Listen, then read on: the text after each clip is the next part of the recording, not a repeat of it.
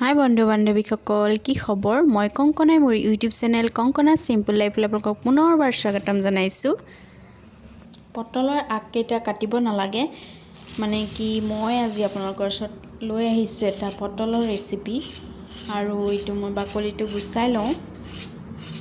এই দেখিছেনে, মই পটলৰ আগ আৰু গুৰিটো কাটা নাই। এইটো মই কেনেকৈ বনাম আপোনালোকে চাই থাকক। এতিয়া মই বাকলিবোৰ এনেকৈ ৰুকি লৈছোঁ। ৰুকি পেলাই এনেকৈ চুৰিখনৰ সৈতে পটলটো অলপ অকিয়াই লৈছোঁ। তেনেকৈ আৰু তাৰ ছাইডত মানে দুইটা ছাইডে মই এনেকৈ ৰুকি ল'ম। ৰুকি পেলাই এনেকৈ অকিয়াই দিছোঁ।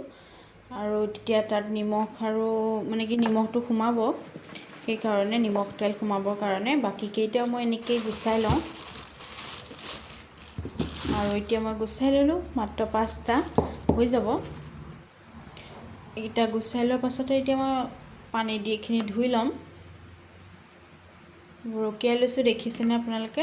আৰু এনেকৈ বনাইছেনে নাই ক'বচোন কমেণ্ট কৰি। আৰু মই এনেকৈ বনাই দেখালোঁ, মানে এনেকৈ খাই ভাল লাগে। এইখিনি ধুই ল'লোঁ।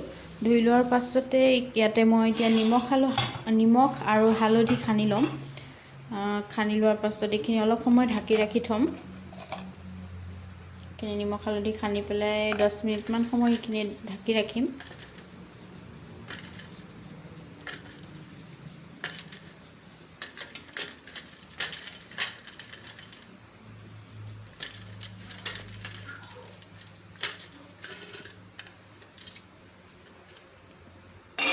অলপ সময় ঢাকি ৰখাৰ পাছত এইখিনি মই ভাজিবৰ কাৰণে ৰেডি কৰি লৈছোঁ। কেৰাহীত তেল দি লৈছোঁ আৰু তেলখিনি গৰম হোৱাৰ লগতে মই পটলকেইটা এনেকৈ ভাজি ল'ম। পটল সকলোৱে খায় বাৰু, এনেকৈ ভাজি খাইছেনে নাই কমেণ্ট কৰি জনাবচোন। আৰু যদি খাইছে তেতিয়াও কমেণ্ট কৰিব।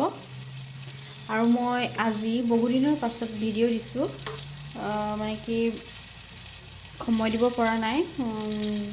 দেখিছেই বতৰবোৰো বেয়া আৰু ল'ৰাৰ এক্সাম চলি আছিলে, সেইকাৰণে মানে কি ভিডিঅ' একো দিব পৰা নাই। আৰু মই আপোনালোকৰ ভিডিঅ' চাব পৰা নাই, যিসকলে মোক কমেণ্ট কৰি আছিলে, বেয়া নাপাব সেইকাৰণে।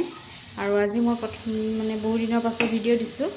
আৰু পটলৰ ৰেচিপিটো চাই কেনেকুৱা পালে কমেণ্ট কৰি জনাব। খুব চিম্পুলকৈ বনালোঁ। ঠিক আছে তেন্তে চাই থাকক।